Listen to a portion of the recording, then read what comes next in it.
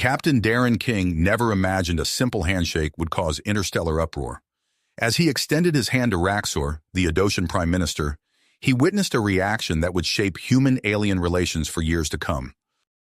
The colony ship Artemis had just touched down on Eidos, a lush world teeming with bioluminescent flora and fauna. Darren led the first contact team, their mission to establish peaceful relations with the native Edoshans. The aliens, a species of predominantly female humanoids, greeted the humans with a mix of curiosity and trepidation. Darren stood before the Adoshan Welcoming Committee, taking in their appearance. Tall and lithe, with iridescent skin that shimmered in the planet's pink sunlight, the Adoshans exuded an otherworldly grace. Their large, multifaceted eyes regarded the humans warily as both groups sized each other up. "On behalf of humanity, we come in peace," Darren announced, stepping forward with his hand outstretched. In that moment, everything changed. As his fingers brushed against Raxor's arm, the Prime Minister recoiled as if struck by lightning. Her aides let out collective gasps of shock, backing away from the humans. Darren froze, realizing he'd committed some grave faux pas. I apologize," he stammered, withdrawing his hand. "Have I offended you?" Raxor's multifaceted eyes widened, a mix of fear and fascination playing across her features. "Physical contact is not our way," she explained, her voice trembling slightly. "We communicate through bioelectric fields. Touch is overwhelming for us, rarely practiced." Darren nodded, mentally kicking himself for the cultural misstep. "I see. We'll be more mindful in the future." Despite the rocky start, the Adoshans agreed to allow a small human settlement on an uninhabited continent. As the colonization efforts began, Darren found himself assigned as the liaison between humans and Adoshans, working closely with Raxor to navigate the vast cultural differences. In the weeks that followed, Darren's willingness to interact physically, through handshakes, pats on the back, and other casual touches, continued to shock the Adoshans. Some viewed it as barbaric, while others watched with poorly concealed intrigue. Raxor, in particular, seemed drawn to Darren's confident physicality, though she hid her feelings behind a mask of professional detachment. As more humans arrived, bringing their tactile culture with them, tensions began to rise. Conservative Edosian factions protested the human presence, fearing contamination of their society. Darren realized the colony's success hinged on bridging the vast cultural gap around physical contact. In a bold move, he proposed a cultural exchange program to Raxor. "We need to learn about each other's customs," he explained. "It's the only way to ensure peaceful coexistence." Raxor agreed reluctantly, knowing it was necessary for peace, but visibly anxious about the prospect of closer human interaction. As the program began, Darren noticed some younger Edoshans showing cautious interest in human-style greetings and casual touches. This spark of curiosity ignited outrage among Adoshan elders, who demanded the humans be quarantined. Caught between touch-averse and touch-curious factions, Darren and Raxor found themselves at the center of a cultural firestorm. The future of human Adoshan relations hung in the balance, with Darren facing the monumental task of easing Adoshan fears while protecting the colonists' right to maintain their culture. As he prepared to address a joint human-Adoshan assembly, Darren couldn't help but marvel at the situation. Who would have thought that the simple act of touch, something humans took for granted, could become the linchpin of interstellar diplomacy? He straightened his uniform, took a deep breath, and stepped onto the stage, ready to bridge the gap between two worlds, one handshake at a time. Darren's words echoed through the assembly hall, his voice steady despite the weight of the moment. As he concluded his address, a tense silence fell over the gathered humans and Adoshans. He could feel the conflicting emotions radiating from the crowd, curiosity warring with fear, hope battling suspicion. "The cultural exchange program will begin immediately," Darren announced, his gaze sweeping across the room. "We've established controlled environments, contact zones, where volunteers from both species can interact safely." Murmurs rippled through the crowd. Darren noticed several young Edoshans leaning forward with interest, while others recoiled at the mere suggestion of physical proximity to humans. "These zones are equipped with biodampening fields," he continued, designed to reduce the overwhelming sensations Adotians may experience during physical contact. As the assembly dispersed, Darren found himself approached by an Adocian whose multifaceted eyes sparkled with barely held-back excitement. "Captain King," she said, her voice melodious and eager. "I'm Lyra, a xenobiologist. I'd like to volunteer for the program, specifically to study human biology up close." Darren smiled, impressed by her enthusiasm. "We'd be glad to have you, Lyra. In fact, given your scientific background, I'd like to assign you as a key liaison for the exchange's research aspects." Lyra's iridescent skin seemed to glow brighter at the suggestion. "It would be an honor, Captain." As the days passed, the contact zones buzzed with activity. Humans and Adocians circled each other warily at first, but gradually, tentative interactions began. Darren observed it all, his heart swelling with hope. However, not everyone shared his optimism. Elder Counselor Zex, a wizened Adocian with stern features, stood before a growing crowd in Eidos's central plaza. "This exchange is nothing more than a ploy to corrupt our society." Zex's voice boomed, amplified by some unseen technology. "We must expel these humans before their touch-obsessed culture poisons our youth." The crowd roared in response, a mix of cheers and angry shouts. Darren, watching from the sidelines, felt his stomach clench. He turned to find Raxor at his side, her expression grim. "Zex's influence is growing," she said softly. "I fear he may succeed in turning public opinion against the humans entirely." Darren's mind raced. They needed a bold move, something to bridge the gap between their species in a way that couldn't be ignored. An idea began to form, risky, potentially dangerous, but possibly their only chance.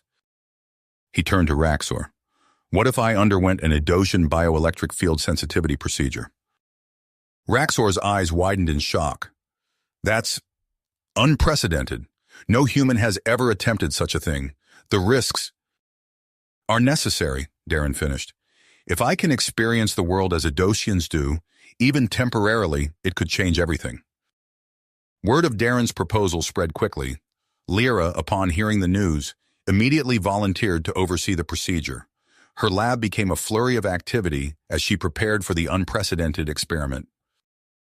"I must warn you, Captain," Lyra said, her voice tinged with concern as she calibrated her equipment. "This procedure carries significant risks. Sensory overload, possible neural damage. We're in uncharted territory."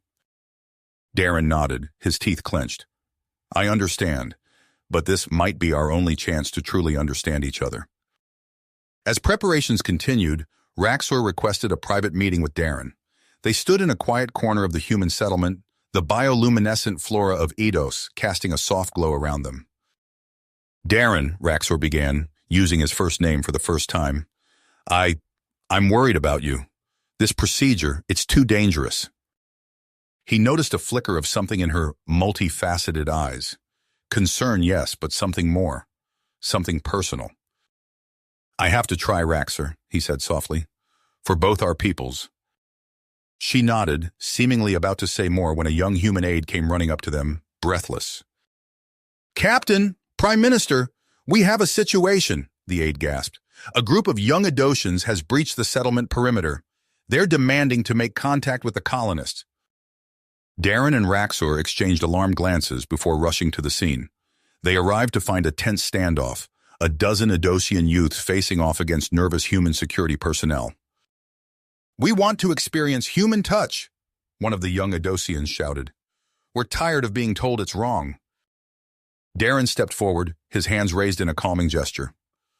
"I understand your curiosity," he said, his voice level and soothing, "but this isn't the way. We have a program in place for safe, controlled interactions." He spent the next hour talking with the young Eidosians, explaining the exchange program and the importance of following proper protocols.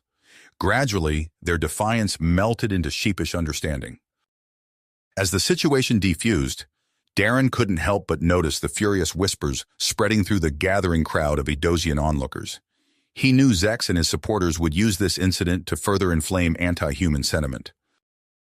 The day of the procedure arrived all too quickly.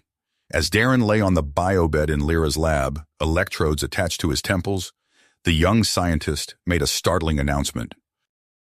"Captain, I've made a discovery, Lyra said, her voice trembling with excitement. My research indicates that prolonged exposure to human touch could potentially awaken dormant sensory pathways in Edotians. It could allow us to experience physical sensation without overwhelming our bioelectric senses. Darren's eyes widened as he grasped the implications. That could change everything for your people. Lyra nodded, her expression a mix of awe and trepidation. But it also threatens our entire way of life. If this information becomes public, it could tear Adoshan society apart, Raxor finished, having just entered the lab. She looked from Lyra to Darren, her face etched with worry.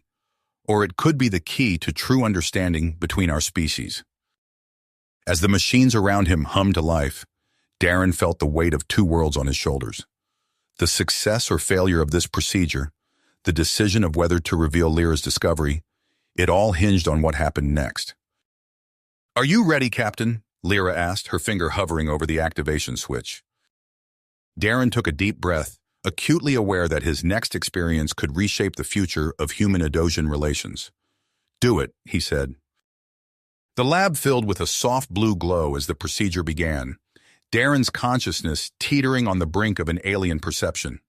Whatever happened next would change everything, for him, for Eidos, and for the future of interstellar diplomacy. Diplomacy. As the blue glow enveloped Darren, his senses exploded with new information. Every nerve ending fired simultaneously, overwhelming his brain with unfamiliar input. He gasped, his body arching off the biobed as he struggled to process the flood of sensations. "Vital signs spiking," Lyra called out, her fingers dancing across the control panel. "Heart rate and blood pressure critically high."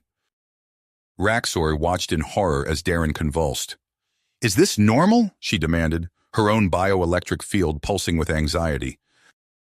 Lyra shook her head. "I've never seen readings like this. His nervous system is overloading." Outside the lab, chaos erupted. The distant sound of angry voices grew louder, punctuated by the crash of breaking equipment. An aide burst into the room, his face pale with fear. "Prime Minister, there's a riot at the settlement perimeter. Elder Zex is leading thousands of protesters demanding our expulsion." Raxor's multifaceted eyes widened. "I have to address them," she said, torn between her duty and her concern for Darren. On the biobed, Darren's body went rigid. His eyes rolled back, and a thin trickle of blood ran from his nose. Alarms blared from the medical equipment. "We're losing him!" Lyra shouted, frantically adjusting controls. In that moment, Raxor made a decision that would change everything. She rushed to Darren's side, hesitating only for a heartbeat before pressing her hand against his sweat-slicked forehead. The instant their skin connected, a jolt of energy surged through them both. Raxor gasped, experiencing a physical touch without pain for the first time in her life. Darren's eyes flew open, his gaze locking with hers as a flood of alien sensations washed over him. For a timeless moment, they were connected on a level beyond mere physical contact. Darren perceived the intricate dance of Raxor's bioelectric field, while she marveled at the warmth of his skin, the steady thrum of his pulse. Then simultaneously they collapsed. Lyra stared in disbelief at the readings on her screens. "Impossible," she whispered. "They're neural patterns. They've synchronized." As Lyra worked to stabilize her unconscious patients, the situation outside deteriorated rapidly. The mob, whipped into a frenzy by Elder Zex's inflammatory rhetoric, breached the settlement's outer defenses. Human colonists and their Adoshan allies formed a defensive line, tensions rising as the two groups faced off. "We won't be corrupted by your touch-obsessed culture," Zex's amplified voice boomed across the settlement. "Leave our world or face the consequences." Inside the medical facility, Darren and Raxor lay motionless, their minds linked in ways never before seen between their species. Hours passed as Lyra studied the unprecedented neural connection, her excitement as a scientist warring with her fear of the chaos unfolding outside. When Darren finally stirred, the first thing he noticed was the silence, the constant background hum of electronics, the whisper of air circulation. All of it was gone, replaced by a subtle, ever-shifting energy that danced across his skin. He opened his eyes to find Raxor already awake, watching him intently. "Can you feel it?" she asked softly. Darren nodded, awestruck. "Your bioelectric field. It's beautiful." Raxor's skin shimmered with a mix of emotions Darren could now perceive. "And I can feel your warmth," she marveled, cautiously reaching out to touch his hand. "It doesn't overwhelm me anymore." Their moment of wonder was shattered as Lyra burst into the room, her field pulsing with alarm. "Elder Zex has seized the communication hub," she reported breathlessly. "He's cut us off from the rest of the planet and issued an ultimatum. Either all humans leave Eidos immediately, or he'll broadcast a signal to cause excruciating pain to any Eidosians near humans." Darren sat up, his head spinning with the implications. "How long do we have?" "Less than 6 hours," Lyra replied grimly. Raxor's field crackled with purpose. "We need to stop him, but how? The hub's security systems are keyed to Eidosian biosignatures." Darren's mind raced, remembering the strange melding of sensations he'd experienced during the procedure. An idea began to form. "What if we could fool those systems?" he asked, turning to Raxor. "With our neural link, maybe I could mimic an Eidosian biosignature." Lyra's eyes widened. "Theoretically possible, but incredibly risky. We don't fully understand your connection yet." "It's our only chance," Raxor said, standing up. "We have to try." As Lyra briefed them on the hub's layout, reports filtered in of growing unrest across Eidos. Young Eidosians, fascinated by the rumors of Darren and Raxor's unprecedented connection, clashed with Zex's conservative supporters. The planet teetered on the brink of civil war. Darren and Raxor slipped out of the medical facility, using their newfound abilities to avoid detection. Darren marveled at the way he could now perceive the subtle shifts in the energy fields around him, while Raxor reveled in the physical sensations she'd been denied her entire life. They made their way through the darkened streets of the Eidosian capital, the distant sounds of conflict echoing in the night. As they approached the towering communication hub, Darren felt Raxor's apprehension through their link. "Are you ready?" he asked softly. Raxor nodded, her field pulsing with a complex mix of fear and persistence. "Let's end this." They approached the hub's main entrance, a massive door flanked by bioscanners. Darren took a deep breath, focusing on the strange new sensations flowing through him. He placed his hand on the scanner, willing his nervous system to mimic Raxor's bioelectric signature. For a heart-stopping moment, nothing happened. Then, with a soft chime, the door slid open. Darren and Raxor exchanged a look of triumph before slipping inside. They navigated the labyrinthine corridors of the hub, their unique connection allowing them to avoid security patrols with uncanny precision. As they neared the central control room, Raxor suddenly froze. "Zex," she whispered, pointing ahead. "I can sense his field. He's not alone." Darren nodded, processing the new information from his altered senses. He could perceive the agitated energy signatures of several Eidosians behind the sealed door. "We need a distraction," he murmured, his mind racing. An idea struck him, born from his newfound understanding of Eidosian biology. "Can you generate a strong enough field pulse to overload their senses temporarily?" Raxor's eyes widened. "I've never tried anything like that before. But with our link, maybe." They pressed their hands together, focusing on amplifying the energy flowing between them. Raxor's field intensified, building to a crescendo that made Darren's hair stand on end. With a nod, they burst into the control room. Raxor released the pent-up energy in a blinding pulse that sent Zex and his followers reeling, their sensory organs overloaded. Darren raced to the main console, his fingers flying over the alien controls with a certainty born from his neural link with Raxor. He worked to disable Zex's threat and re-establish communication with the rest of the planet. As the system accepted his commands, Darren felt a surge of hope. They had a chance to change everything, to bridge the gap between their peoples once and for all. But with Zex and his supporters already recovering, the next few moments would determine the fate of human-Eidosian relations and the future of both their worlds. Species and the future of both their worlds. Darren's fingers flew across the console, disabling Zex's threat and re-establishing communication with the rest of the planet. As the system accepted his commands, a surge of hope coursed through him. They had a chance to change everything, to bridge the gap between their peoples once and for all. But their victory was short-lived. Zex and his supporters were already recovering from Raxor's energy pulse, their bioelectric fields crackling with fury. Darren and Raxor exchanged a quick glance, knowing they needed to act fast. Suddenly, the door to the control room burst open. Darren tensed, expecting more of Zex's followers. Instead, a group of young Edosians rushed in, led by a tall, lithe female with shimmering purple skin. "I'm Nyla," she announced, her bioelectric field pulsing with tenacity. "We're here to help." Raxor's eyes widened in recognition. "The rebel leader," she murmured to Darren. "They oppose Zex's extremist views." Nyla and her team quickly positioned themselves between Darren and Raxor and the advancing conservatives. "We know this hub inside and out," Nyla said. "Let us guide you to the main broadcast center." With Nyla's insider knowledge, they navigated the labyrinthine corridors of the hub, narrowly avoiding security patrols. As they moved, Darren marveled at his newfound ability to perceive the subtle shifts in the Edosians' bioelectric fields.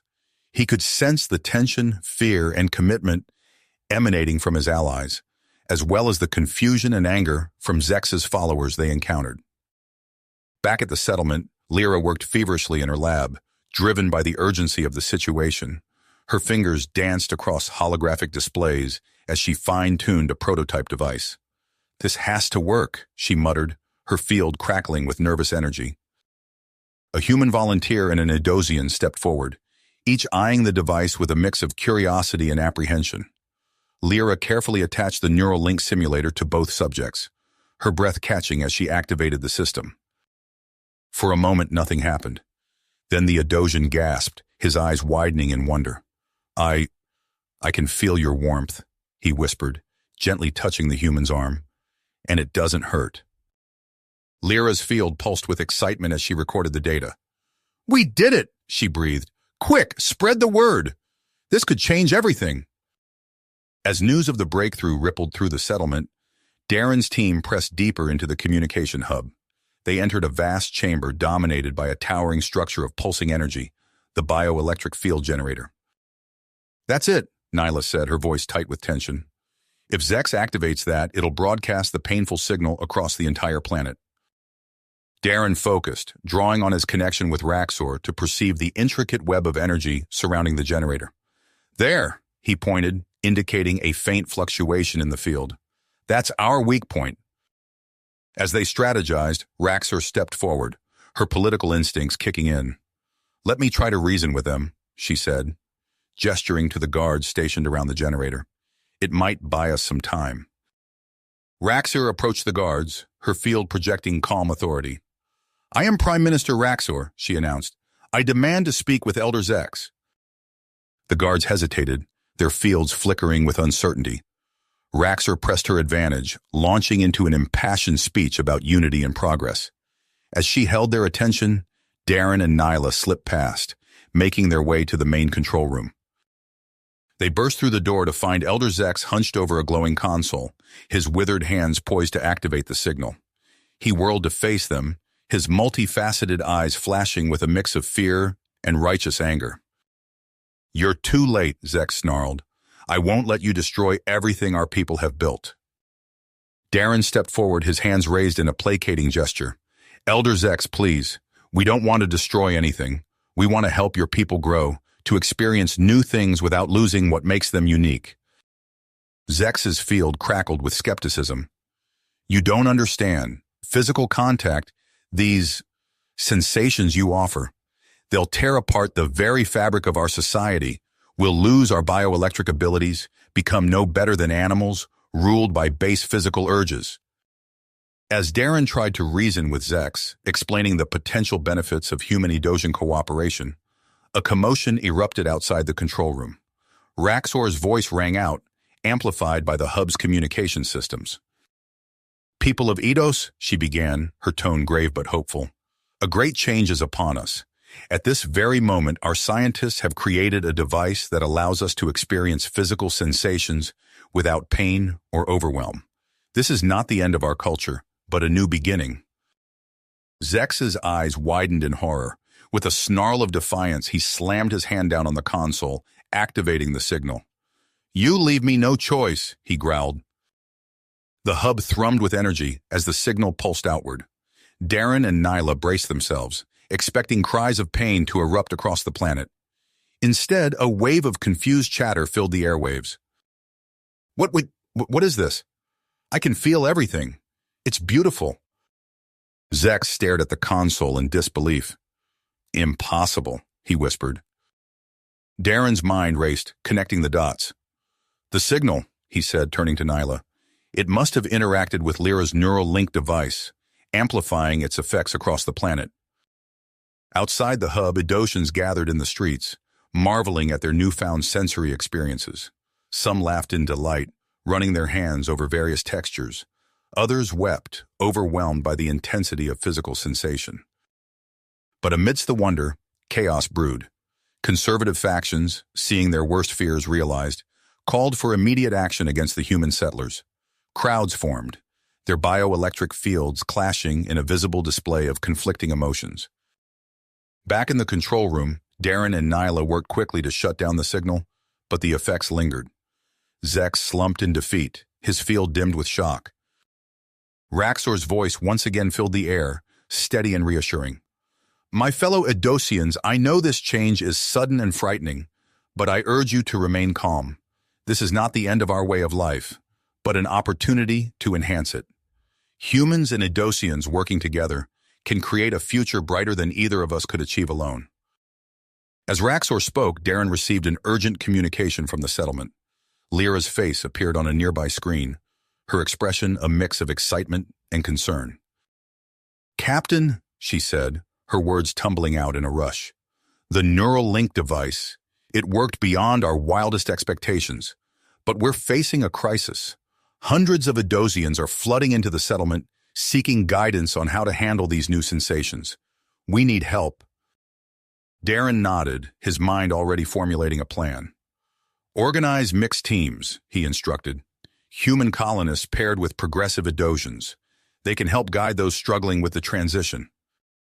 As Lyra signed off to implement the plan, Nyla approached Darren, her field pulsing with perseverance. "My team and I will handle Zex," she said, gesturing to the defeated elder. "He must answer for his actions." Darren nodded, grateful for the young rebel's assistance. As Nyla led Zex away, Raxor entered the control room, her expression grave. "We've won this battle," she said softly. "But the war for Eidos' future is just getting started. The conservatives are rallying their supporters, calling this a catastrophic cultural upheaval." Darren was about to respond when another urgent message came through. His face paled as he listened to the transmission. "What is it?" Raxor asked, her field flickering with concern. Darren took a deep breath, meeting Raxor's multifaceted gaze. "Earth has received reports of the unrest. They're sending a diplomatic envoy to assess the situation." Raxor's field crackled with alarm. "How long do we have?" "They'll be here within days," Darren replied, his mind racing with the implications. "We need to stabilize the situation before they arrive, or everything we've worked for could be undone." As the gravity of their situation settled over them, Darren and Raxor stood side by side, looking out over the bustling city of Eidos. The streets below were filled with Edosians exploring their new sensory world, while pockets of protesters gathered, their fields clashing in visible displays of discord. The future of human-Edosian relations hung in the balance. Darren and Raxor knew that the coming days would test their newfound connection and their ability to bridge the gap between their peoples. With Earth's envoy on the way, in Edosian society in upheaval, they faced their greatest challenge yet, forging a path forward that would honor both cultures while embracing a shared future. Darren and Raxor stood side by side, watching the Earth diplomatic shuttle descend through Eidos' atmosphere. The sleek vessel gleamed in the alien sunlight as it touched down on the landing pad. "This is it," Darren murmured, his stomach churning with anxiety. "Everything we've worked for comes down to the next few days." Raxor's bioelectric field pulsed with tenacity. "We will face this challenge together, my friend." As the shuttle's hatch opened, Ambassador Marcus Chen emerged, flanked by a team of human scientists and diplomats. Chen's eyes widened as he took in the scene before him. Curious Adosians mingling with wary human colonists, their bioelectric fields creating a dazzling light show. Darren stepped forward to greet the ambassador. "Welcome to Eidos, Ambassador Chen. I'm Captain Darren Reeves." Chen shook Darren's hand firmly. "Captain, I've heard a great deal about the situation here. I hope you can provide some clarity on recent events." Over the next hour, Darren briefed Chen on the tumultuous events of the past few days. The conflict with Elder Zex, the accidental planet-wide activation of the neural link technology, and the cultural upheaval that followed. Chen's brow furrowed as he listened. "This is more serious than we anticipated, Captain. The rapid changes you describe could have far-reaching consequences for both our species." Before Darren could respond, his communicator buzzed. Lyra's excited voice filled the air. "Captain, we've made a breakthrough. You need to come to the lab immediately." Darren turned to Chen. "Ambassador, would you care to join us? This could be crucial to your assessment." Chen nodded, and they made their way to Lyra's research facility. Inside, they found the scientists practically vibrating with excitement. "We've discovered something incredible," Lyra explained, gesturing to a group of Edosian volunteers. "Prolonged use of the neural link device leads to permanent changes in Edosian physiology.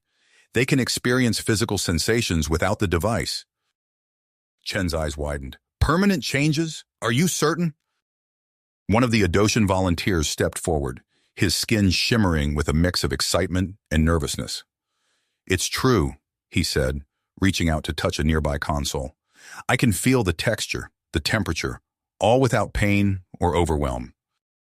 As they discussed the implications of this discovery, a commotion outside caught their attention. A crowd had gathered, led by a charismatic Edosian female with iridescent blue skin. "That's Kala," Raxor explained. "She's become the voice of those who embrace the changes brought by the neural link technology." Kala's voice rang out, amplified by her bioelectric field. "Fellow Edosians, we stand on the brink of a new era for our species. The ability to experience physical sensations is not a threat, but a gift, the next step in our evolution."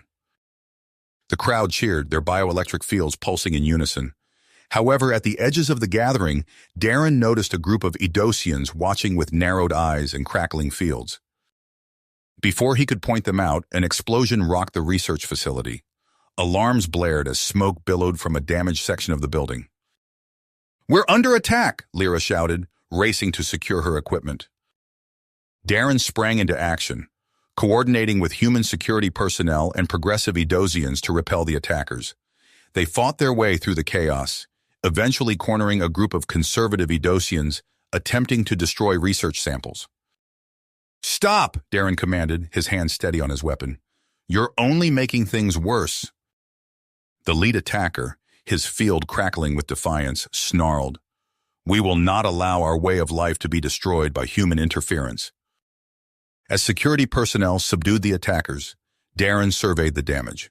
Several important research samples had been destroyed, but the core data remained intact. Ambassador Chen approached, his face grim. "This is exactly the kind of instability I feared, Captain. I may have no choice but to recommend a full withdrawal of human presence from Eidos." Darren felt his heart sink. "Ambassador, please. We've made so much progress. If we leave now, we'll be abandoning the Edosians who have embraced change and cooperation." Chen shook his head. "The risk may be too great, Captain. We need to consider the safety of our people and the long-term consequences of our actions here." Realizing they needed a new approach, Darren turned to Raxor. "We need to show them the positive aspects of what we've achieved. Can you help me organize a public demonstration of the neural link technology?" Raxor nodded, her field pulsing with persistence. "I'll gather volunteers from both species. We'll show them what we can accomplish together." Over the next day, Darren and Raxor worked tirelessly to prepare for the demonstration.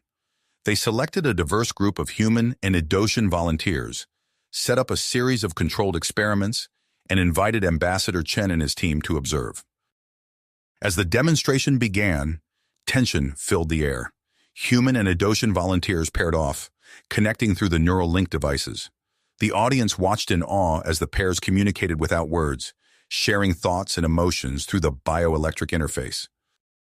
Suddenly, gasps erupted from the crowd. Dr. Emily Sato, one of the human scientists, had removed her neural link device, yet she was still responding to her Adosian partner's bioelectric signals. "I can see it," Emily said, her voice filled with wonder. "The field, I can perceive it without the device." The revelation sent shockwaves through the assembled humans and Adosians. Ambassador Chen stepped forward, his expression a mix of amazement and concern. "Dr. Sato, are you saying that prolonged exposure to Adosian biology has awakened some kind of latent ability in humans?" Emily nodded, her eyes wide. "It seems so, Ambassador. This could revolutionize our understanding of human potential and interspecies communication." As excited chatter filled the air, Darren's communicator buzzed urgently. He answered, his face paling as he listened to the message. "Captain," a voice from the colony's long-range sensor station reported, "we've detected a fleet of unknown alien ships entering the system. Their trajectory suggests they're headed for Eidos." Darren looked up, meeting Raxor's multifaceted eyes. The Adosian Prime Minister's field crackled with a mix of fear and dedication. "Ambassador Chen," Darren said, turning to the human diplomat, "we have a new situation developing. A potentially hostile alien fleet is approaching Eidos." Chen's expression hardened. "This changes everything, Captain. We need to prepare for all possibilities." As the news spread, humans and Adosians alike realized that their internal conflicts paled in comparison to this new external threat. Darren, Raxor, and Ambassador Chen huddled together, knowing that the decisions they made in the coming hours would shape the fate of both their species and their ability to face this new challenge united. The unknown alien fleet drew closer, its intentions a mystery. On the surface of Eidos, two species that had been on the brink of conflict now found themselves forced to consider a future where cooperation might be their only hope for survival. Survival. As the alien fleet drew closer, Darren's mind raced with possibilities. He turned to Raxor and Ambassador Chen, his expression grim but determined. "We need to mobilize everything we have," he said, human and Adosian alike. Raxor's bioelectric field pulsed in agreement. "I'll coordinate with our planetary defense forces. We must present a united front." Ambassador Chen nodded, already tapping commands into his communications device. "I'm requesting additional support from nearby human colonies. We can't afford to be caught unprepared." Over the next few hours, the Adosian capital transformed into a hive of activity. Human and Adosian technicians worked side by side, integrating their technologies to create a hybrid defense network. Darren oversaw the establishment of a joint command center, where holographic displays showed the approaching alien fleet in real time. As the unknown ships entered the outer reaches of the Eidos system, long-range scanners finally provided clear data on their origin. Darren's heart sank as he recognized the distinctive energy signatures. "Zarkonians," he said, his voice barely above a whisper. Raxor's field crackled with alarm. "The conquerors from the Outer Rim? What could they want with Eidos?" Before Darren could respond, Lyra burst into the command center, her face flushed with excitement and fear. "Captain, Ambassador, we've detected massive energy scans sweeping the planet. They're looking for something specific." Chen's eyes widened in realization. "The neural link technology. They must have detected the energy signatures from your experiments." Darren turned to Lyra. "Can we hide it? Shield the planet somehow?" The scientist's mind raced with possibilities. "We might be able to create a large-scale bioelectric field to mask the signatures, but it would require a network of Edosians working in concert." Raxor stepped forward, her field pulsing with purpose. "I'll gather volunteers. We'll do whatever it takes to protect our world." As Raxor left to organize the planetary shield effort, a priority message came through from the lead Zarkonian ship. The holographic display flickered to life, revealing a tall, reptilian figure with iridescent scales and piercing yellow eyes. "Inhabitants of Eidos," the Zarkonian commander's voice boomed, "we have detected a unique energy signature on your world. You will grant us immediate access to this technology, or we will take it by force." Darren, Chen, and the others exchanged worried glances. The ambassador stepped forward, his diplomatic training kicking in. This is Ambassador Marcus Chen of Earth. We request time to discuss your demands and seek a peaceful resolution. The Zarkonian commander's eyes narrowed. You have one planetary rotation. Choose wisely. The transmission cut off abruptly. In the tense silence that followed, Darren's mind raced with possibilities. He turned to the others, an idea forming. What if we could communicate with them directly? Show them we're not a threat? Lyra's eyes widened. The neural link technology, we could potentially amplify it, create a connection strong enough to reach their ship. It's risky, Chen cautioned. We don't know how they'll react. Darren nodded grimly. True, but it might be our only chance to avoid a war. Raxor and I will volunteer. If we can project our thoughts, our intentions. As they debated the merits of this desperate plan, alarms blared throughout the command center. A security officer rushed in, his face pale. Captain, we've detected a Zarkonian strike team on the surface. They've breached the perimeter of the main research facility. Darren sprang into action. Lyra, keep working on that planetary shield. Ambassador, coordinate with the orbital defenses. I'm taking a team to the research facility. Minutes later, Darren led a mixed squad of human and Edosian security forces through the winding corridors of the facility. The sounds of energy weapons and bioelectric discharges echoed ahead. They rounded a corner to find a group of Zarkonian soldiers, their advanced armor gleaming under the facility's lights. The lead Zarkonian, a formidable figure with battle-scarred scales, barked orders in a harsh clicking language. Protect the research data, Darren shouted as he dove for cover. The ensuing battle was unlike anything Darren had experienced. Human soldiers provided covering fire with their pulse rifles, while Edosian security personnel launched dazzling bioelectric attacks that seemed to short-circuit the Zarkonians' advanced armor. In the chaos, Darren spotted the Zarkonian commander attempting to access a secure terminal. He signaled to an Edosian soldier, who nodded in understanding. As Darren laid down suppressing fire, the Edosian launched a precision bioelectric pulse. The Zarkonian commander convulsed as the pulse struck, his armor systems overloading. He collapsed to the ground, stunned but alive. As the remaining Zarkonians were subdued, Darren approached the fallen commander. An idea, dangerous but potentially game-changing, formed in his mind. Lyra, he called into his communicator, bring a neural link device to the research facility, now! Minutes later, with the Zarkonian commander secured but slowly regaining consciousness, Lyra arrived with the device. Darren explained his plan quickly. If we can establish a link, even briefly, he said, we might be able to understand their true intentions. Raxor, who had arrived with reinforcements, stepped forward. I'll join the link. My experience might help stabilize the connection. As the Zarkonian commander's eyes flickered open, Darren made his decision. Do it, he told Lyra. The scientist activated the device, and Darren felt the familiar rush of the neural link establishing. But this time, as Raxor joined the connection, he felt something else. A vast, alien consciousness, filled with complex emotions and memories. Images flashed through Darren's mind. A dying world, a species on the brink of extinction, desperate measures taken in the name of survival. He saw the neural link technology not as a weapon, but as a lifeline, a last hope for a fading species. As the connection faded, Darren gasped, his mind turning from the intensity of the experience. He looked at Raxor, saw the same shock and understanding in her multifaceted eyes.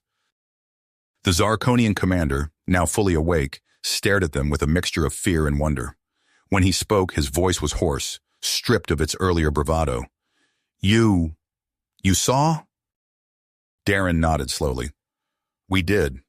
Your people, they're dying. You need the neural link technology to survive. Before the commander could respond, Lyra's voice crackled over the facility's speakers. Captain, Ambassador Chen needs you in the command center immediately. The Zarkonian fleet is powering up weapons. As Darren rushed to respond to this new crisis, his mind raced with the implications of what he'd learned. The fate of 3 species now hung in the balance, and the next few hours would determine whether they faced a new era of cooperation or the devastation of interstellar war. Darren burst into the command center, his mind still reeling from the neural link connection with the Zarkonian commander. Ambassador Chen turned to him, his face etched with concern. "Captain, the Zarkonian fleet is powering up weapons. We need a solution, fast." Darren took a deep breath, his eyes scanning the holographic displays showing the looming alien ships. "I have an idea. It's risky, but it might be our only chance to avoid a war." He quickly outlined what he had learned from the neural link, explaining the Zarkonians' desperate situation and their true motivations for seeking the technology. As he spoke, a plan began to form. "We need to bring them to the table," Darren said. "All of us, humans, Edotians, and Zarkonians. We're proposing a summit, right here on Eidos." Ambassador Chen's eyebrows shot up. "A summit? With a potentially hostile force in orbit?" Raxor, who had followed Darren into the command center, pulsed her bioelectric field in agreement. "It's bold, but it might work. We can show them we're willing to cooperate." Over the next few hours, Darren, Raxor, and Ambassador Chen worked tirelessly to set the plan in motion. They sent out diplomatic communiques, arranged for additional human reinforcements to bolster Eidos' defenses, and began preparing a neutral meeting ground for the summit. As they worked, a new face joined their team. Dr. Ilara Voss, a human xenobiologist specializing in interspecies genetic compatibility. Her expertise would be crucial in evaluating the potential of the neural link technology to address the Zarkonians' genetic degradation. "We've set up biodampening fields in the conference area," Dr. Voss explained, gesturing to a holographic blueprint. "It should allow all species to interact comfortably without interference from Edosian bioelectric fields or Zarkonian energy signatures." Darren nodded, impressed by the quick work. "Excellent. And security?" "We've implemented a multi-layered approach," Raxor said, her field crackling with focus. "Joint human-Edosian security teams, energy barriers, and constant sensor sweeps for any anomalies." As the day of the summit arrived, tension filled the air. Darren watched from an observation deck as delegates from all three species began to arrive. Human diplomats in crisp uniforms, Edosian representatives with shimmering bioelectric fields, and the imposing figures of the Zarkonians in their advanced armor. The Zarkonian Supreme Commander, Krelthar, was the last to arrive. His yellow eyes scanned the assembled group, his scaled face unreadable. "Welcome to Eidos," Darren said, stepping forward to greet him. "We appreciate your willingness to participate in this summit." Krelthar's voice was a low rumble. "We come seeking solutions, Captain. Our need is dire." As the summit began, Darren could feel the weight of three civilizations' futures pressing down on him. Ambassador Chen opened the proceedings, his voice calm and measured despite the gravity of the situation. "We are gathered here today to address a crisis that affects us all," Chen began. "The Zarkonian people face extinction, and the technology developed jointly by humans and Edosians may hold the key to their survival. However, we must also consider the implications of sharing such advanced technology." Supreme Commander Krelthar stood, his imposing figure drawing all eyes in the room. "We demand immediate access to the neural link technology. Without it, my people will cease to exist within 3 generations." Murmurs rippled through the assembled delegates. Darren could see the concern on the faces of both humans and Edosians. Sharing their most advanced technology with a species that had arrived as potential conquerors was a hard sell. As the debates intensified, Dr. Voss worked tirelessly behind the scenes with Lyra and a team of Zarkonian scientists.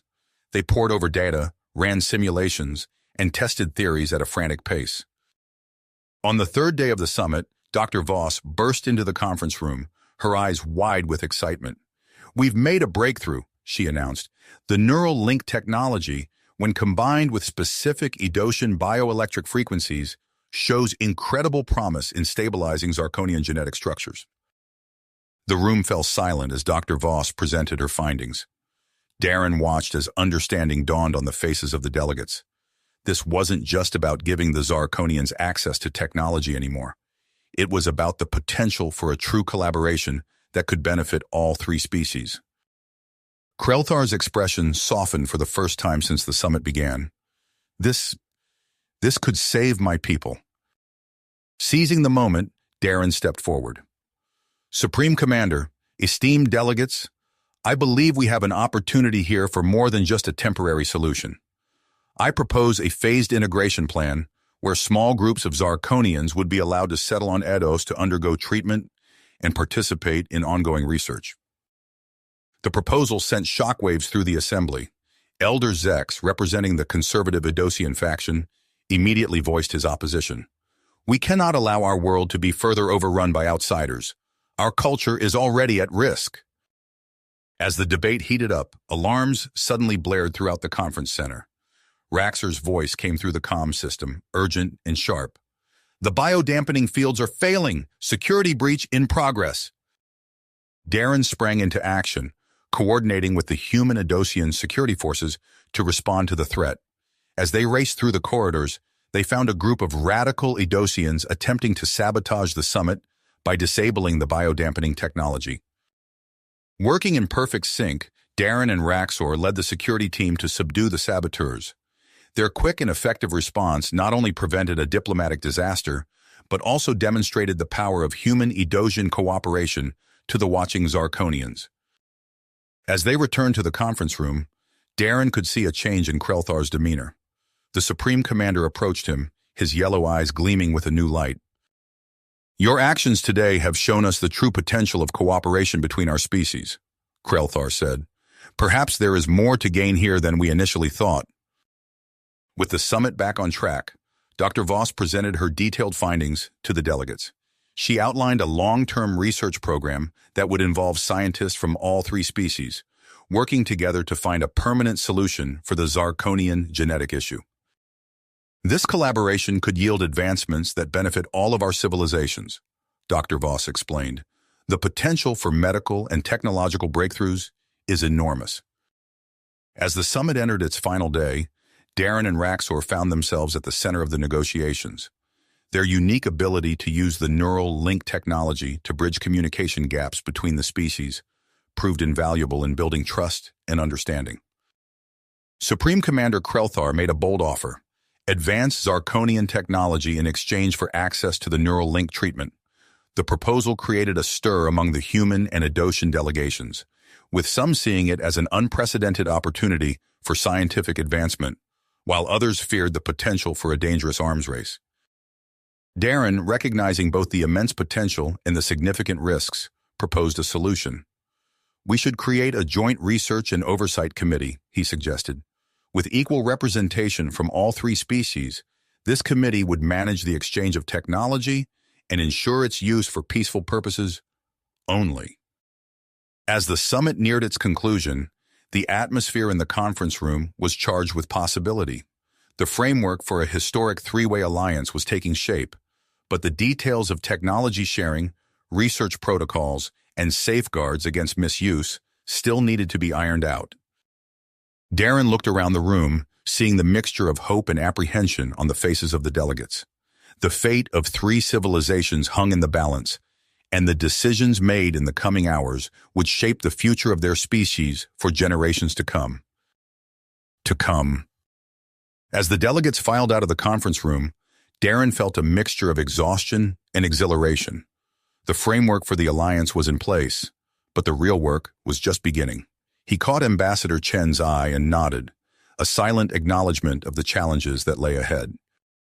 Over the next few weeks, Eidos transformed into a hive of activity. The first group of Zarkonian settlers arrived, their massive ships descending through the atmosphere in a breathtaking display that drew crowds of human and Eidosian onlookers. Darren stood at the forefront of the welcoming committee, watching as the Zarkonians disembarked, their scaled bodies gleaming in the sunlight. "Welcome to Eidos," he said, extending his hand to the Zarkonian leader, a tall, imposing figure named Krelzor. "We hope this marks the beginning of a new era for all our species." Krelzor's yellow eyes blinked slowly as he grasped Darren's hand. "We are grateful for this opportunity, Captain King. Our people's future rests on the success of this venture." As the days passed, the strain on Eidos's infrastructure became increasingly apparent. The human Eidosian colony, originally designed for a much smaller population, struggled to accommodate the influx of Zarkonians. Darren found himself constantly mediating disputes over housing, resource allocation, and cultural misunderstandings. One evening, as he sat in his office reviewing reports, Raxor entered, her bioelectric field pulsing with concern. "Darren, we have a situation in Sector 7. A group of Edosian workers is refusing to continue construction on the Zarkonian living quarters." Darren sighed, rubbing his temples. "What's the issue this time?" "They claim the Zarkonian energy signatures are interfering with their bioelectric fields, causing discomfort and disrupting their work patterns." Together, they headed to Sector 7, where they found a tense standoff between Edosian construction workers and Zarkonian overseers. Darren could feel the anger and frustration radiating from both groups. "Everyone, please, let's calm down," Darren said, stepping between the two factions. "We're all working towards the same goal here." An Edosian worker, his field crackling with irritation, spoke up. "Easy for you to say, human. You don't have to deal with their disruptive energy patterns day in and day out." Darren turned to the Zarkonian overseer. "Is there any way to modify your energy output to minimize interference?" The Zarkonian frowned. "Our energy signatures are a fundamental part of our biology. We cannot simply turn them off." Raxor stepped forward, her field pulsing in a soothing pattern. "Perhaps we can develop some kind of shielding technology? Something that could protect the Edosians without hampering the Zarkonians?" Darren nodded. "Excellent idea, Raxor. Let's get Dr. Voss and her team working on it immediately." He turned back to the assembled workers. "In the meantime, we'll implement shorter shifts and more frequent breaks for the Edosian workers. Will that be acceptable to everyone?" After some grumbling and negotiation, both sides agreed to the temporary solution. As they walked back to the command center, Darren couldn't shake the feeling that this was just the first of many such conflicts they would face. At the Joint Research Facility, Dr. Ilara Voss worked tirelessly alongside Lyra and Dr. Krelzar, the Zarkonian chief geneticist. The lab was a marvel of integrated technology, with human-computer interfaces, Edosian bioelectric sensors, and Zarkonian energy manipulation devices working in harmony. "The initial results are promising," Dr. Voss reported during a briefing with Darren and the Alliance Council. "We've successfully stabilized the genetic structure in our Zarkonian test subjects, but the process is incredibly complex and time-consuming." Dr. Krelzar, his scaled face etched with worry, spoke up. "At the current rate, it will take decades to treat our entire population. Many of our people may not survive that long." Tension filled the room as the implications of his words sank in. Darren could see the frustration and fear building among the Zarkonian representatives. Before anyone could respond, alarms blared throughout the facility. Raxor's voice came over the comm system, urgent and sharp. "Security breach in the main laboratory. Zarkonian soldiers have taken control of the facility." Darren sprang into action, racing towards the lab with a team of human and Edosian security forces. As they approached, they could hear shouting and the sound of equipment being smashed. "Hold your fire!" Darren ordered as they reached the lab entrance. He recognized the leader of the Zarkonian soldiers. It was Captain Vextor, the commander they had captured during the initial confrontation. "Captain Vextor," Darren called out, "what's the meaning of this?" Vextor turned, his yellow eyes blazing with desperation. "We cannot wait any longer, human. Our people are dying while your scientists dither and experiment." Darren took a deep breath, focusing on the empathic abilities he had developed through his neural link with Raxor. He could sense the fear and anguish driving Vextor's actions. "I understand your frustration, Captain," Darren said, his voice calm and steady. "But this isn't the way. You're risking everything we've worked for." Vextor hesitated, his grip on his weapon loosening slightly. "What choice do we have? Our species faces extinction." "We're making progress," Darren assured him. "Dr. Voss, show him the latest results." Dr. Voss cautiously approached a nearby console, pulling up holographic displays of their recent breakthroughs. "Look, Captain, we've achieved a 37% increase in genetic stability in our latest trials. With a few more weeks of research, we could potentially double that." Vextor studied the displays, his expression wavering between hope and skepticism. Darren seized the moment, taking a step closer to the Zarkonian captain. "I give you my word, Vextor. We will not rest until we find a solution for your people. But we need to work together. Trust in the alliance we've forged. For a tense moment, no one moved. Then slowly, Vextor lowered his weapon. Very well, Captain King. We will give you more time, but know that the fate of our entire species rests on your shoulders. As the Zarkonian soldiers were escorted out of the lab, Darren turned to Raxor and Dr. Voss. We need to improve communication between all parties involved in this alliance. Set up a daily briefing for Zarkonian representatives. Complete transparency from here on out. Dr. Voss nodded, already turning back to her work. Captain, there's something else you should see. During our latest trials, we discovered something unexpected. She pulled up a new set of holographic displays, showing complex genetic structures and energy patterns. It appears that the combination of Zarkonian biology with our neural link technology could potentially enhance the bioelectric sensing abilities of all three species. Darren's eyes widened as he studied the data. The implications of this are both exciting and concerning, Raxor finished, her field pulsing with a mixture of curiosity and apprehension. As word of this discovery spread, Darren could feel a shift in the atmosphere on Eidos. Excitement and fear rippled through all three communities. The possibility of enhanced abilities was tantalizing, but the prospect of fundamentally altering their species gave many pause. Elder Zex, still under house arrest for his attempted sabotage, seized upon this news. His supporters began spreading messages of warning throughout the Adoshan population. We must not allow our very nature to be changed by these outsiders, became their rallying cry. Darren knew they were walking a razor's edge. The alliance, still in its infancy, could easily fracture under the weight of these new revelations. As he prepared to address the growing concerns, a junior officer burst into his office. Captain King, long-range sensors have detected a massive energy surge from a distant star system. Analysis suggests it may be artificial in origin. Darren felt a chill run down his spine. The universe, it seemed, was not done throwing challenges their way. As he stared at the sensor readouts, he knew that the true test of their fledgling alliance was yet to come. Darren stared at the sensor readouts, his mind racing with the implications of this new development. The energy surge from the distant star system added yet another layer of complexity to an already precarious situation. Raxor, we need to inform the Alliance Council immediately, Darren said, turning to his Adosian companion. But first, let's address the situation here on Eidos. Over the next few weeks, Darren and Raxor threw themselves into a whirlwind of diplomatic efforts. They organized a series of public demonstrations across Eidos, showcasing the tangible benefits of the alliance. At one such event in the main plaza of the human Eidosian colony, Dr. Voss stood before a crowd of curious onlookers. She held up a small, translucent fruit that seemed to glow with an inner light.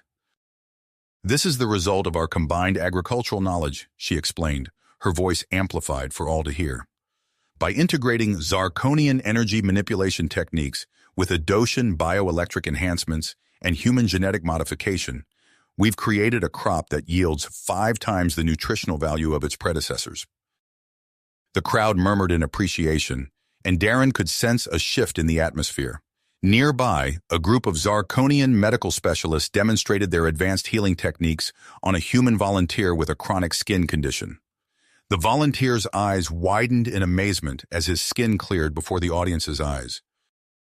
Despite these successes, opposition to the alliance remained strong. Elder Zex, though still under house arrest, had become a rallying point for those who feared change. His supporters distributed pamphlets warning of the dangers of integrating with alien influences. Darren knew they needed a game-changer, something to bridge the gap between the species in a way that couldn't be ignored. It was then that Dr. Voss approached him with news that would alter the course of their efforts. "Captain, I think we've done it," she said, her eyes shining with excitement. "We've developed a prototype device that can temporarily grant humans and Eidosians the ability to perceive Zarkonian bioelectric fields. And even more incredibly, it allows Zarkonians to experience physical sensations similar to humans and Eidosians." Darren's eyes widened. That's incredible, Doctor. How soon can we demonstrate this?" "We can set up a public trial tomorrow," Dr. Voss replied. "I think you should be one of the first to try it, Captain." The next day, a large crowd gathered in the central square of the colony. Darren stood on a raised platform alongside Dr. Voss, Raxor, and Krelzor, the Zarkonian leader. Dr. Voss attached small disc-like devices to Darren's temples. "Are you ready, Captain?" Darren nodded and Dr. Voss activated the device. For a moment, nothing happened. Then suddenly, the world around Darren transformed. He gasped as he perceived shimmering fields of energy radiating from Krelzor and the other Zarkonians in the crowd. The patterns were complex, beautiful, and utterly alien. "It's incredible," Darren breathed. I can feel the energy patterns. It's like a whole new sense has opened up." Krelzor stepped forward, his own device activating. The Zarkonian's eyes widened in surprise. I can feel the warmth of the sun on my scales," he said, his voice filled with wonder. "The texture of the ground beneath my feet, it's unlike anything I've experienced before." The crowd watched in awe as human, Adoshan, and Zarkonian volunteers took turns experiencing each other's perceptual worlds. The atmosphere in the square was electric with excitement and possibility. As news of this breakthrough spread, public opinion began to shift more decisively in favor of the alliance. However, Elder Zex and his followers were not ready to concede defeat. They launched a desperate ploy, releasing footage that appeared to show Zarkonians secretly stockpiling weapons in preparation for an invasion. The video spread like wildfire through the colony's communication networks, threatening to undo all the progress they had made. Darren, suspecting foul play, assembled a team to investigate the source of the footage. Their investigation led them to a hidden facility on the outskirts of the main Adoshan city. As they approached under cover of darkness, Darren could see guards patrolling the perimeter, a mix of humans and Adoshans. "This doesn't make sense," Raxor whispered. "Why would humans and Adoshans be working together against the Alliance?" Darren's face was grim. "I have a feeling we're about to find out." They managed to infiltrate the facility, disabling the guards with non-lethal force. Inside, they discovered a sophisticated media production setup, along with communication logs that revealed a shocking truth. A group of human and Adoshan extremists had been working together to undermine the Alliance, playing on the fears and prejudices of all three species. As they were securing the facility and gathering evidence, alarms blared throughout the colony. A junior officer's voice came through on Darren's communicator. "Captain King, the long-range sensors, the energy source we detected earlier, it's approaching Eidos rapidly. Analysis confirms it's a spacecraft, sir, far more advanced than anything we've ever seen." Darren's mind raced. The referendum was scheduled for the next day, and now this. He turned to his team. "Secure these prisoners and get this evidence to the colonial authorities. I need to get back to headquarters immediately." As Darren rushed back to the command center, he could feel the shift in the colony's atmosphere. Fear and uncertainty permeated the air, but there was something else too, a growing sense of unity in the face of a potential threat. In an emergency session of the Alliance Council, military leaders from all three species argued passionately for pooling their resources. "This is no longer just about scientific cooperation," Admiral Chen of the human fleet insisted. "It's about our very survival." Darren listened to the debates raging around him, his mind working furiously. Suddenly, an idea struck him. He stood, drawing the attention of the council. "We have an opportunity here," he began. "Dr. Voss's prototype device, it doesn't just allow us to experience each other's perceptual realities. It enhances our combined empathic and bioelectric sensing abilities. What if we could use it to attempt communication with this approaching ship?" The council chamber erupted in a mix of excited chatter and skeptical objections. Darren pressed on, laying out his plan for a diverse team to lead this unprecedented first contact attempt. As dawn broke on the day of the referendum, the colony was abuzz with activity. Voters made their way to polling stations, their conversations a mix of debate over the alliance and speculation about the approaching alien ship. Darren stood in the newly established communication center, surrounded by a team of humans, Idosians, and Zarkonians. Each wore one of Dr. Voss's prototype devices. Before them, a large display showed the approaching ship, now visible as more than just a blip on their sensors. "Are we ready?" Darren asked, looking around at his team. They nodded, a mix of commitment and apprehension on their faces. "All right then," Darren said, taking a deep breath. "Let's make history." He activated his device, and the others followed suit. As their enhanced perceptions melded together, they began to sense something from the approaching ship. Patterns of energy unlike anything they had encountered before. Complex, alien, yet undeniably a form of communication. As they worked to decipher these strange signals, the fate of their alliance, and perhaps their entire civilization, hung in the balance. The unknown ship drew ever closer, carrying with it the promise of either a new era of discovery or an unprecedented threat. And on Eidos, as the last votes were cast, 3 species waited with suspenseful pause to learn what the future would hold. Bring.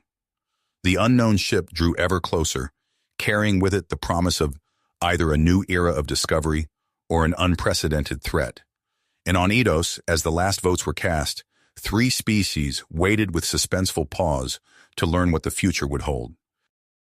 Darren's eyes locked onto the main view screen as the alien vessel entered the Eidos system. Its design defied conventional understanding, a shifting, iridescent form that seemed to phase in and out of reality. "Everyone ready?" he asked, glancing at his diverse team. Raxor nodded, her field pulsing with a mix of anticipation and apprehension. Beside her, Dr. Voss made final adjustments to the prototype devices. "Activating now," Dr. Voss announced, her fingers dancing across the control panel. As one, the team activated their devices. The world around them transformed.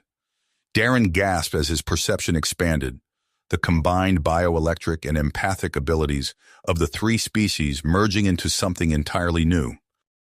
Through this enhanced awareness, they perceived the alien ship in a whole new light. It wasn't just a physical object. It radiated with a complex, multidimensional consciousness that defied easy description.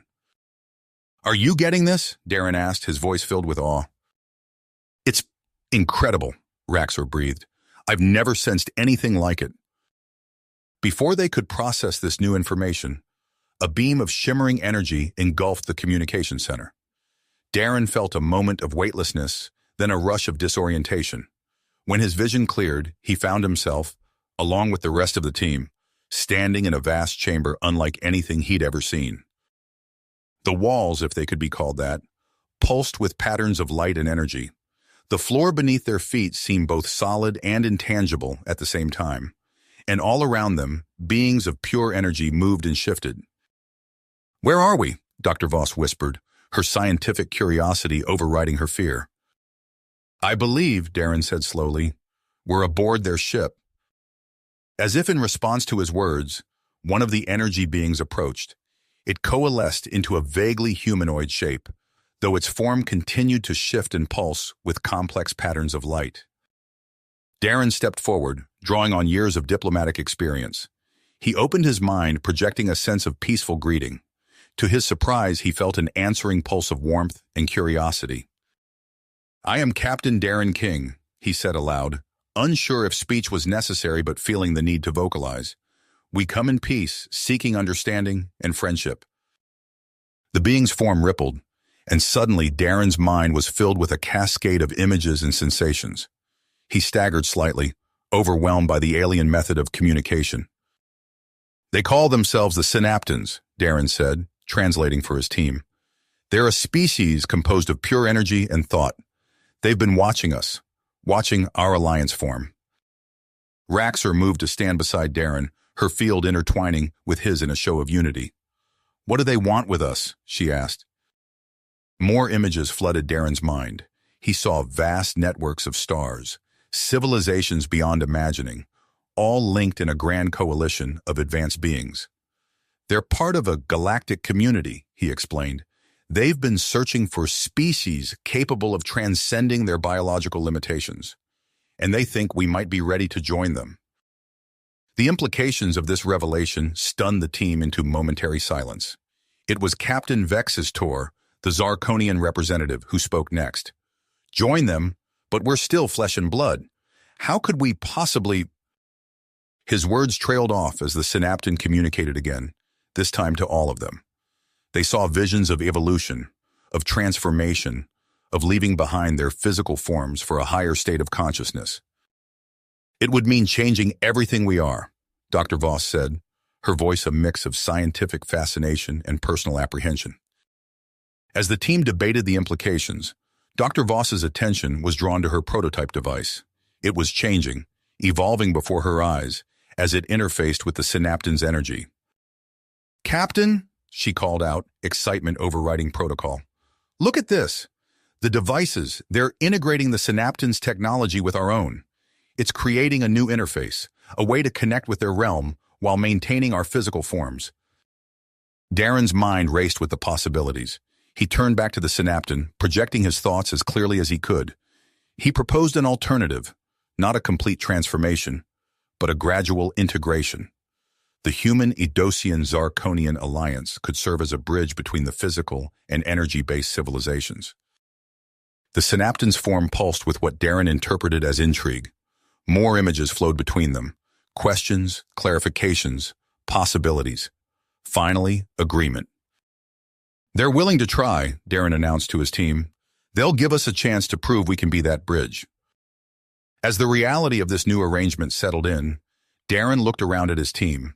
Human, Edosian, and Zarkonian, all united in this momentous encounter. He saw in their faces a mix of fear and excitement, apprehension and hope. "Well," he said, a smile tugging at his lips despite the weight of the moment, "I guess we've got some work to do." The synapton gestured, and another shimmer of energy enveloped them. As they prepared to return to Eidos, Darren knew that everything was about to change. The referendum, the petty conflicts that had seemed so important just hours ago, all of it paled in comparison to the journey that lay ahead. The future they had imagined was nothing compared to the one that now beckoned. As the energy surrounded them, Darren reached out and took Raxor's hand. Together they prepared to step into a new era, not just for their alliance, but for all of galactic civilization. You have reached the end of the story. If you enjoyed this story and want to support us, please leave a like and subscribe to our channel, and for every comment that says 88, I will heart every single one of them. Thank you for your time.